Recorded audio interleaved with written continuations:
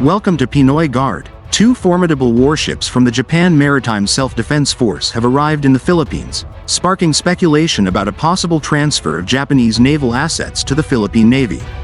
Could the Murasama-class destroyer JS Ariake or the Asagiri-class destroyer JS Hamagiri be bound for Philippine service? Let's dive deep into this development and explore what this means for our nation's naval defense.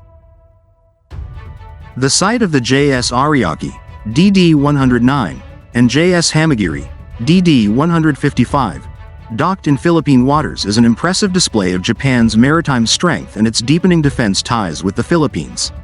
While this visit is officially described as a goodwill port call, many believe there's more to it.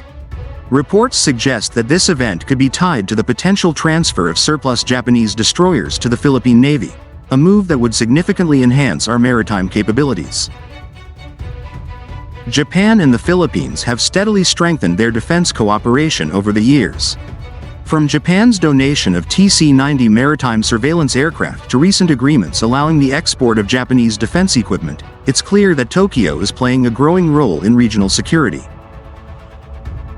With rising tensions in the West Philippine Sea, the need for a stronger Philippine Navy has never been greater.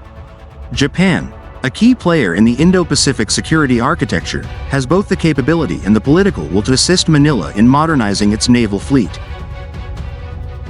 The two visiting vessels, JS Ariake and JS Hamagiri, represent different generations of Japanese destroyers. Each has its own strengths, making them interesting candidates for possible transfer to the Philippines. JS Ariake, DD-109, the modern contender. JS Ariake is a Murasama-class destroyer, commissioned in 2002. Though originally designed as a general-purpose escort ship, it carries impressive firepower. Equipped with a 76mm OTO Malara gun, Phalanx CIWS for close-in defense, Vertical Launch System VLS for anti-air missiles, anti-ship missiles and torpedoes.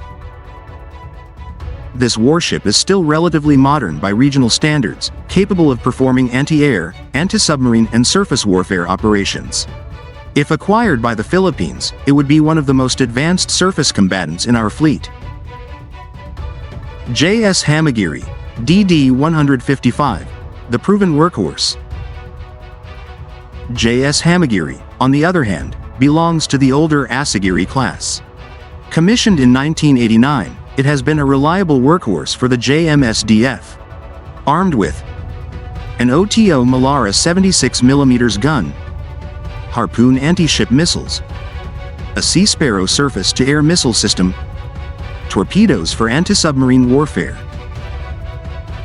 Though older than the Ariake, the Hamagiri is still a capable ship and could serve the Philippine Navy well for years, especially in patrol and escort missions. Rumors are swirling that this visit serves a dual purpose, a goodwill mission and an inspection tour by the Department of National Defense, DND, and the Philippine Navy. If Manila is indeed evaluating these warships, it raises several key questions. Is Japan willing to transfer one or both of these vessels? What are the conditions of the transfer? Could it be part of a grant, a discounted sale, or a lease? How would these ships fit into the Philippine Navy's existing fleet? Acquiring a Japanese destroyer, whether it's the JS Ariake or JS Hamagiri, would be a major leap forward for the Philippine Navy. Currently, our fleet relies heavily on older ex-US and ex-South Korean ships. A transfer of a modern Japanese destroyer would introduce enhanced firepower. Both ships carry anti-ship and anti-air missiles, significantly improving the Philippine Navy's offensive and defensive capabilities. Advanced sensors and systems. Japan's ships are equipped with state-of-the-art radar and combat management systems, making them highly effective in maritime operations. Stronger interoperability with allied navies. Operating Japanese warships would align the Philippine Navy more closely with Japan and the US, enhancing regional security cooperation. Of course, acquiring a Japanese destroyer would not be without its challenges. The Philippine Navy must consider maintenance and logistics. Japanese warships have sophisticated systems that require specialized training and maintenance. Operating costs: larger ships mean higher fuel consumption and operational expenses. Political considerations: while Japan and the Philippines are close allies, any major military transfer requires careful diplomatic navigation, especially with regional tensions in mind. Scenario 1. JS Hamagiri is transferred. Given its older age, Japan may be more willing to transfer the Hamagiri as part of a defense cooperation package. This would still be a significant boost for the Philippine Navy, offering a larger and more capable platform than our existing assets. Scenario 2.